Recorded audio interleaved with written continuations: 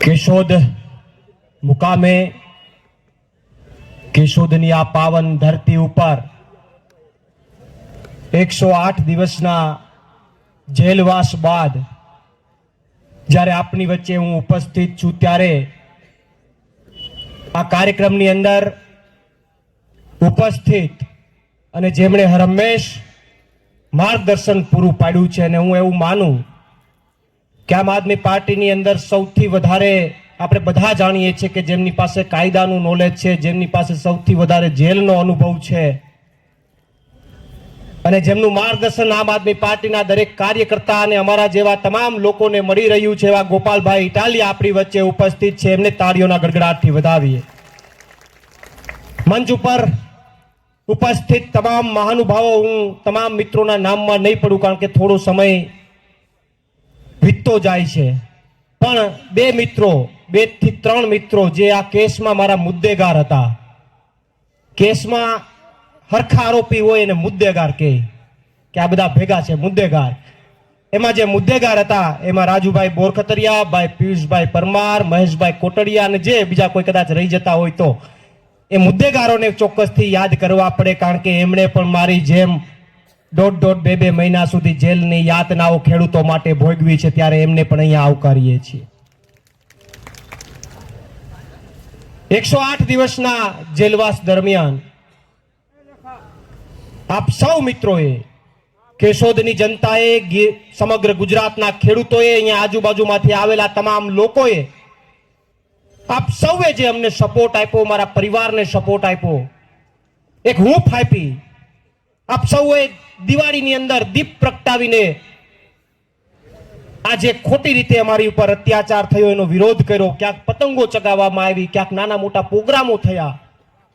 એ બદલ ગુજરાતના તમામ ખેડૂતોએ જે પોતાના લેવલથી પ્રયત્ન કર્યો એ બધાનો હું આ સ્ટેજ ઉપરથી અને કેશોદની ધરતી ઉપરથી આભાર માનું છું.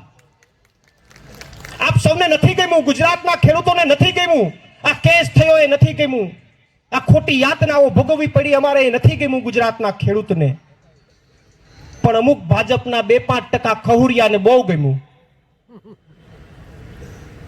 ભાજપના અમુક લોકો અમે જેલમાં ગયા ને એ ગેલમાં આવ્યા, અમે ગયા જેલમાં ને એ આવ્યા ગેલમાં. ગોપાલભાઈ એને મજા આવી, એ તો માર્કેટમાં વાતો કરતા હતા કે બરોબર થયું, બહુ ઉપાડા લીધા હતા, એ કે કામ થયું. આવી વાતો પણ એ લોકોએ કરી.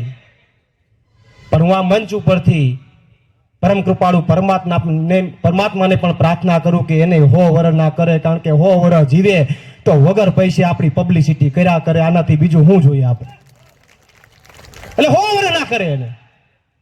અને જેલમાં અમને 108 દિવસ નાખવામાં આવ્યા, 4.5 મહિના. તો જેલમાં મારી સાથે કોઈ પર્સનલ દુશ્મની હતી એટલા માટે મને જેલમાં નથી નાખવામાં આવ્યું. પ્રવીણ રામ ઇકોઝોનની લડાઈ શું કામ લડે? પ્રવીણ રામ ઇકોઝોનને અટકાવે શું કામ? એટલે પ્રવીણ રામને 108 દિવસ જેલમાં નાખી દીધો. પ્રવીણ રામ ઘેરના ખેડૂતોની લડાઈ શું કામ લડે? 14 દિવસની પદયાત્રા શું કામ કરે? ઈ ભાજપને મજા ન આવી એટલે જેલમાં નાખી દીધો. પ્રવીણ રામ અહીંયા કેશોદમાં હુડકું શું કામ હલાવે? પાણીમાં હુડકું શું કામ હલાવ્યું? ઈ ભાજપને ન ગમ્યું એટલે જેલમાં નાખ્યા. બોટાદ કાંડ જે બન્યો, કડદા કાંડ, એમાં હું કામ આમ આદમી પાર્ટીના નેતા રાજુભાઈ કરપડા હોય કે પ્રવીણ રામ હોય કે અન્ય લોકો અવાજ શું કામ ઉઠાવે? અવાજ ન ઉઠાવવો જોઈએ અમારી સામે. એ ભાજપને ન ગમ્યું એટલે અમને જેલમાં નાખ્યા. વાત સાચી છે કે નહીં? મને એક ભાજપના, હું જેલની બહાર આવ્યો તો એક ભાજપના વ્યક્તિએ કીધું, હું આ વાત કરતો હતો કે ભાઈ અમે આ લોકો માટે કામ કર્યું, ખેડૂતો માટે કામ કર્યું એટલે અમને જેલમાં નાખ્યા. તો એ ભાજપના મિત્રે મને એવું કીધું કે નહીં પ્રવીણભાઈ, એવું નથી, ભાજપ તમારું સારું વિચારે છે. એટલે મેં કીધું હું સારું વિચારે છે? એ કે પદયાત્રામાં તમે 14 દિવસ હાલીને થાકી ગયા ને હુડકું હલાવીને થાકી ગયા ને એટલે તમને આરામ કરવા મોકલા હતા. મેં કીધું સારું, બીજું હું. પણ હવે આરામ કરીને બહાર આવી ગયો છું, હવે તૈયાર રહેજો. હવે આરામ કરીને બહાર આવી ગયો છું, હવે તૈયાર રહેજો.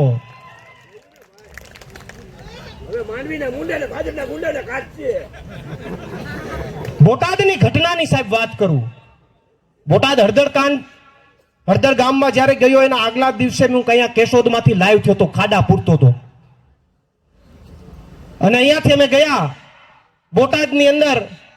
જે દિવસે આ ઘટના બની એ દિવસે અમે ત્યાં, હું તમને આખી વિસ્તૃત વાત કરું, ચર્ચા કરું તો ખબર પડે. કારણ કે અમે ગયા પછી ક્યાંક પ્લસ માઇનસ ઘણી ચર્ચાઓ ચાલી.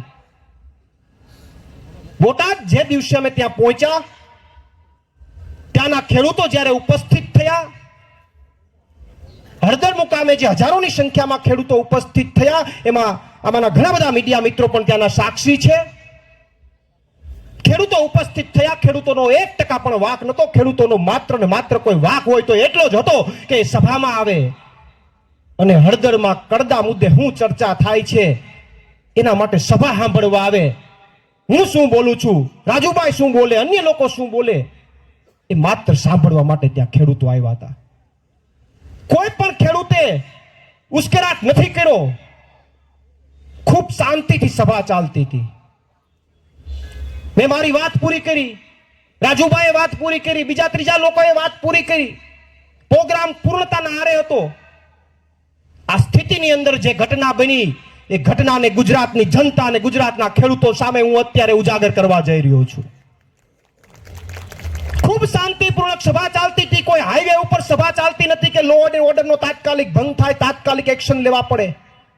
કોઈ એવી જગ્યા નહોતી કે જ્યાં પરિસ્થિતિ અન્ય લોકોને કોઈ નુકસાન થાય. એક ગામની અંદર ચોરા ઉપર સભા ચાલતી હતી ને જે પૂર્ણતાના આરે હતી, જ્યાં કોઈને ડિસ્ટર્બન્સ નતું થતું. આવા સમયે પોલીસ ત્યાં આવે છે. પોલીસ આવે એનાથી મને વાંધો નથી. લો એન્ડ ઓર્ડર એને ફોલો કરવો પડે, પણ લો એન્ડ ઓર્ડર ફોલો નતા કરતા, ઉપરના આદેશો ફોલો કરતા હતા, એનો મને વાંધો છે. પોલીસ આવે છે, પોલીસ આવે છે એટલે ત્યાંના ખેડૂતો પોલીસને જોઈને ક્યાંક ને ક્યાંક ગભરાઈ જાય છે, ક્યાંક આક્રોશમાં આવી જાય છે. શું કામ? કારણ કે 3 દિવસથી પોલીસ અને ખેડૂતો વચ્ચે ઘર્ષણ ચાલતું હતું ને આગલા દિવસે પોલીસે ખેડૂતો ઉપર લાઠીચાર્જ કર્યો, કોકને માર્યા, એવા વિડીયો વહેતા થયા હતા. તો પોલીસ જ્યારે એન્ટ્રી લે છે ત્યારે ખેડૂતો જે છે ઊભા થઈ જાય છે. ત્યારે મારી સ્પીચ એ સમયની અંદર ચાલતી હતી. હું ખેડૂતોને બેસાડું છું, શાંતિની અપીલ કરું છું કે આપણે ઊભું નથી થવાનું. પોલીસ પાછી રિટર્ન થઈ જાય છે, જતી રહી છે. સમજવાની વાત આ છે કે પાછી 5 મિનિટ પછી પોલીસ ફરી આવે છે, ફરી લોકો ઊભા થાય છે, અમે ફરી બેસાડીએ છીએ, પોલીસ ફરી જતી રહી છે. અને દુઃખની વાત કહું સાહેબ, ત્રીજી વાર પાછી 5 મિનિટમાં પોલીસ હેલ્મેટ અને લાકડીઓ સાથે આવે છે, ટોળામાં ઘૂસી જાય છે. જેટલા પણ મીડિયા મિત્રો ત્યાં હતા એના સાક્ષી છે. ટોળામાં ઘૂસી જાય છે.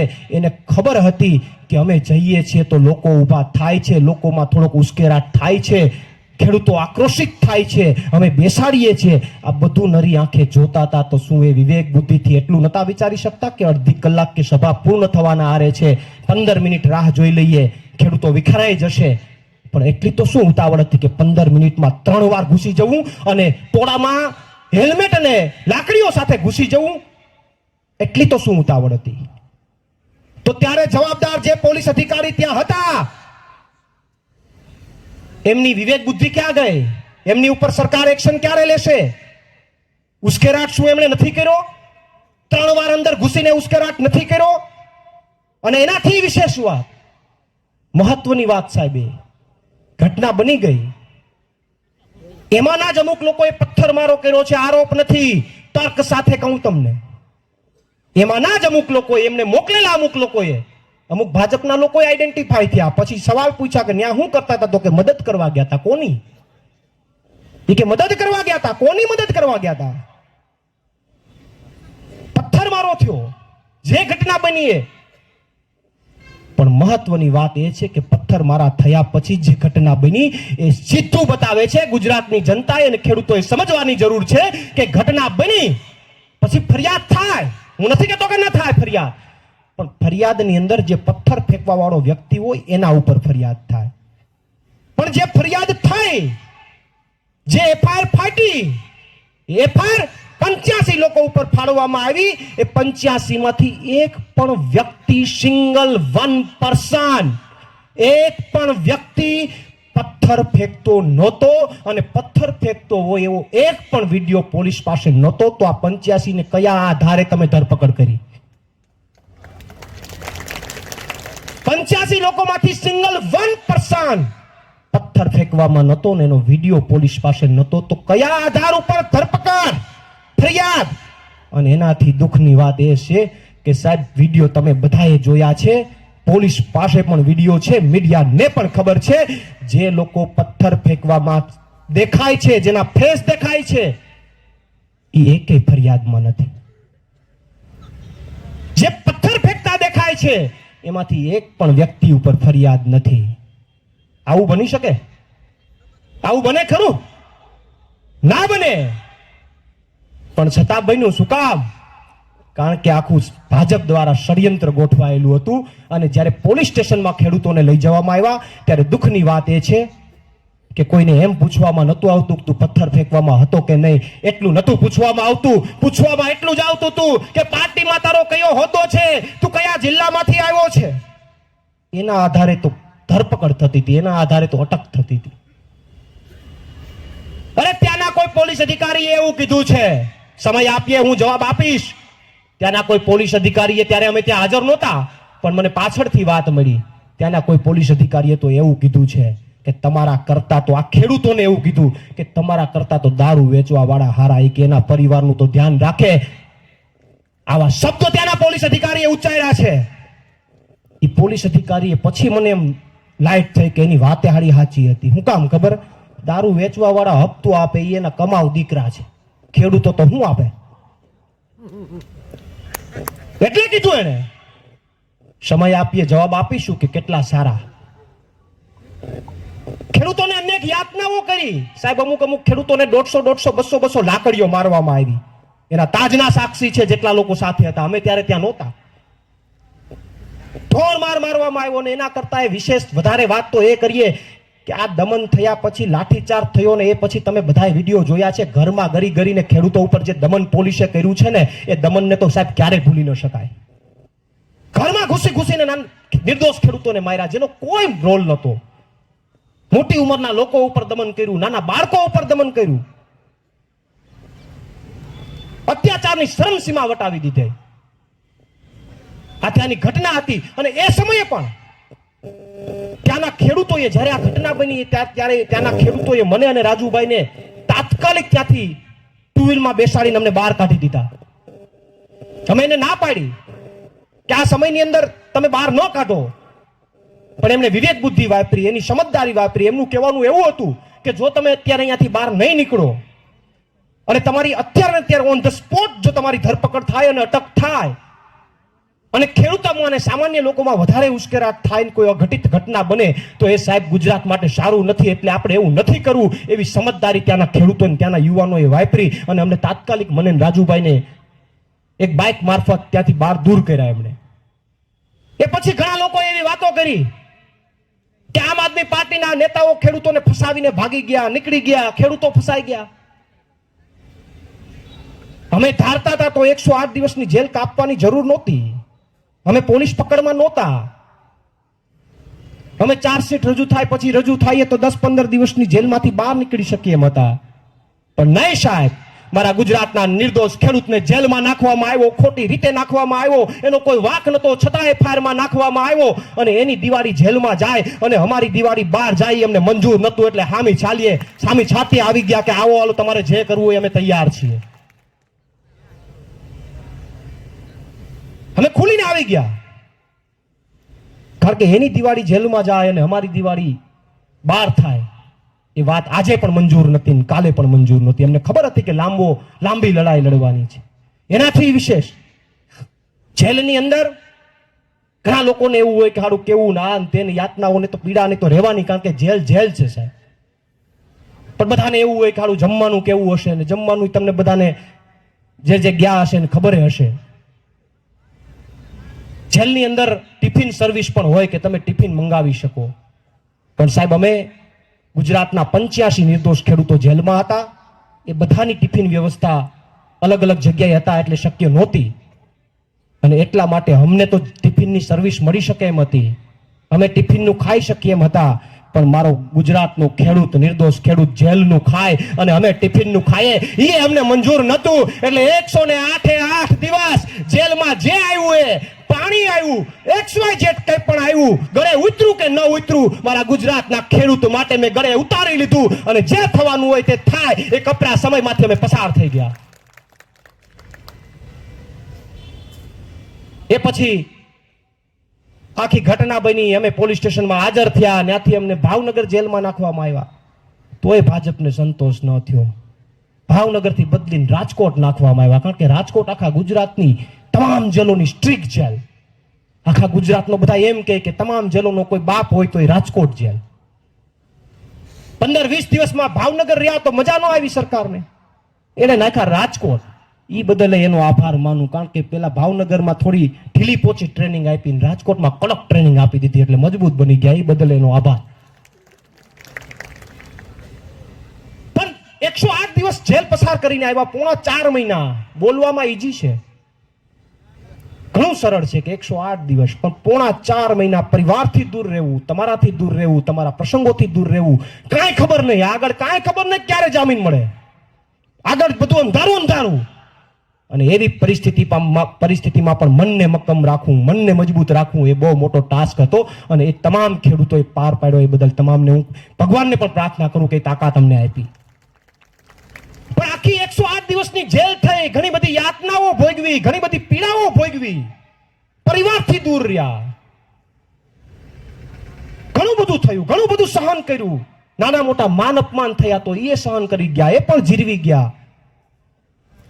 ક્યાંક કોઈ કે માન આપ્યું, ક્યાંક કોઈ ન આપ્યું, બધું જીરવી ગયા.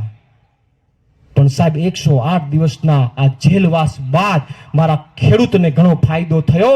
મારા ખેડૂતને કરદા મુદ્દે પણ ફાયદો થયો. ખેડૂતની એક ક્રાંતિની શરૂઆત થઈ. અને એટલે આ મંચ ઉપરથી અહીંયા કહેવા માંગુ છું કે મારા ગુજરાતના ખેડૂતને જો ફાયદો થતો હોય તો પ્રવીણ રામ હજુ પણ આવી યાતનાઓનું હામયું કરવા તૈયાર છે. આવી જાઓ.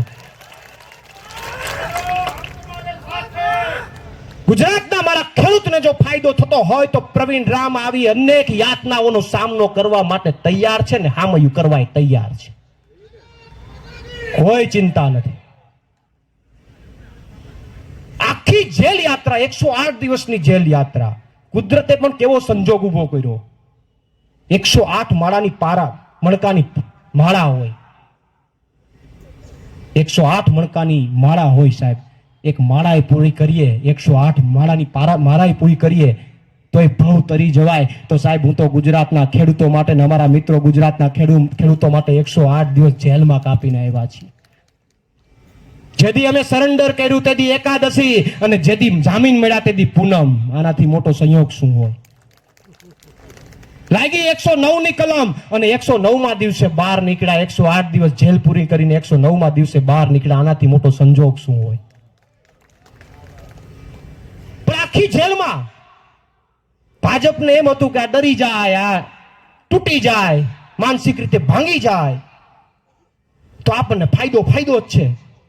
પણ એ ભાજપને કહેવા માંગુ છું કે ગણિત ન આવડતું હોય તો તમને અટાણ અહીંથી ગણિત સમજાવું. આખી 108 દિવસની જેલમાં અમને નુકસાન કાંઈ નથી થયું સાહેબ, નફો જ છે. નુકસાન હું? યાતના ભોગવવી પડી, પીડા ભોગવવી પડી, જેલનું ખાવું પડ્યું. અરે એના માટે તો ઘડાઈ ગયા છે, કાંઈ ફેર પડતો નથી. પણ ફાયદો શું થયો?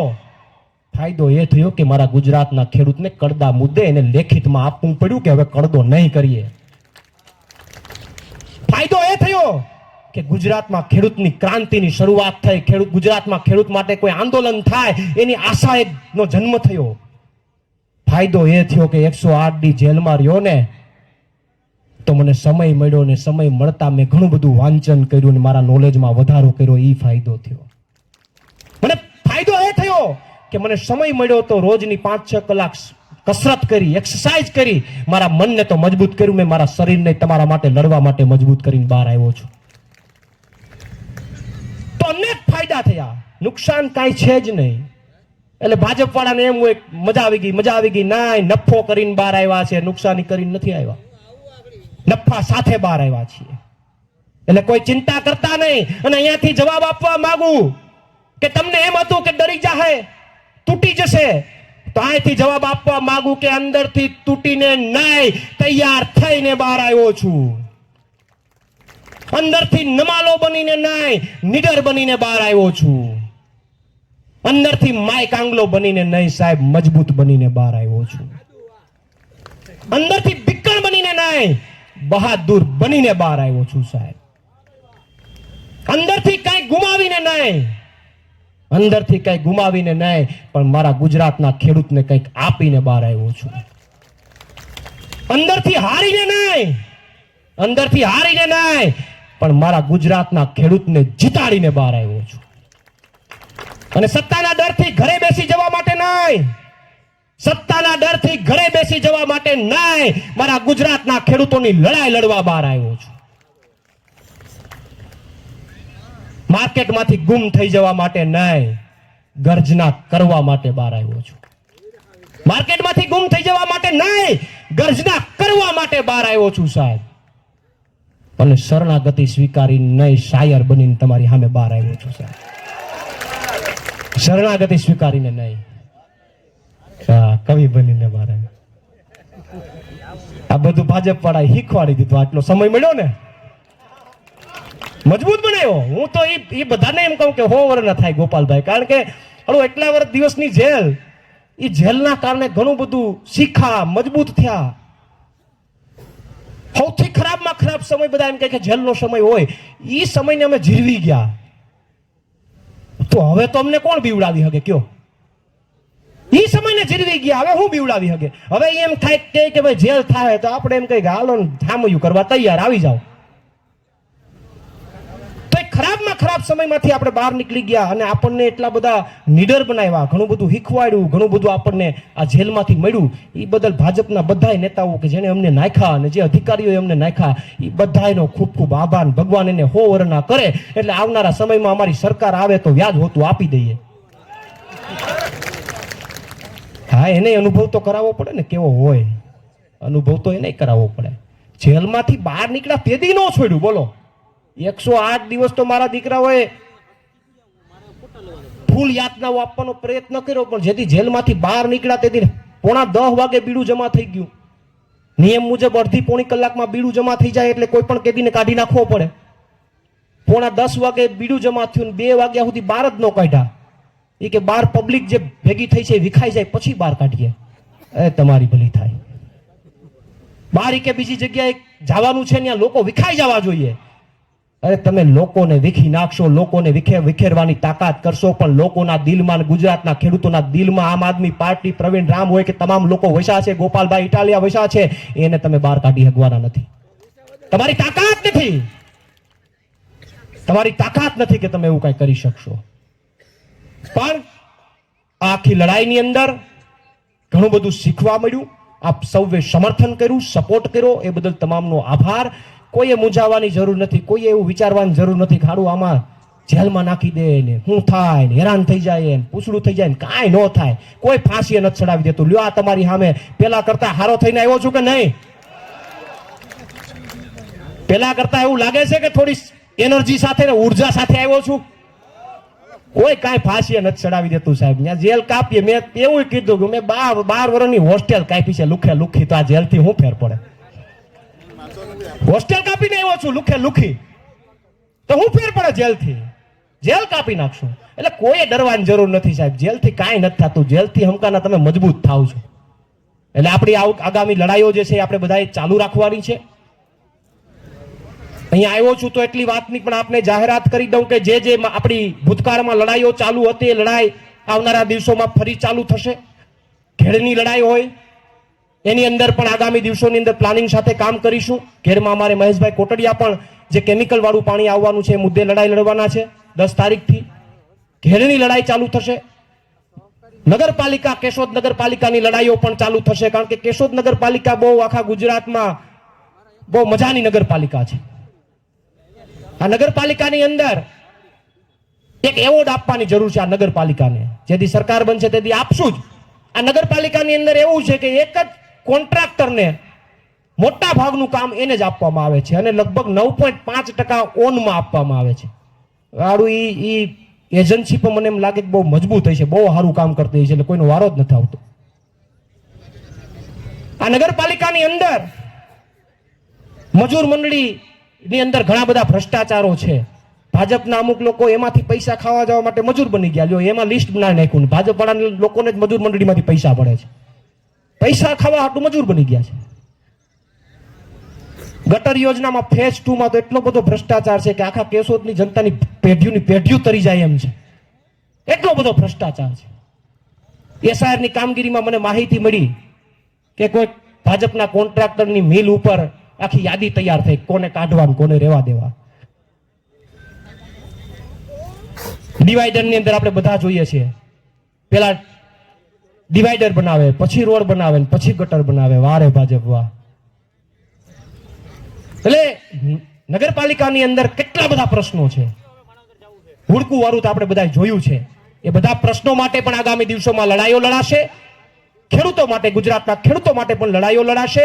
અને આવનારા દિવસોમાં આપણી આ લડાઈ વધારે મજબૂત થશે. અને ગુજરાતના ખેડૂતોને પણ વિનંતી કરું છું કે આગામી દિવસોમાં એક ક્રાંતિની શરૂઆત કરવાની છે. અને ક્રાંતિ એટલે માત્ર લડાઈઓ નહીં, ક્રાંતિ એટલે કે અન્યાયને સિંહાસન ઉપરથી ઉતારીને ન્યાયને સિંહાસન ઉપર બેસાડી દેવો, એને ક્રાંતિ કહેવાય. અને ક્રાંતિની શરૂઆત ગુજરાતના ખેડૂતોને, ગુજરાતની જનતા કરે, એટલી જ અપીલ સાથે મારી વાણીને વિરામ આપું છું. આભાર. બોલો ભારત માતા કી જય. જવાન, જય જવાન.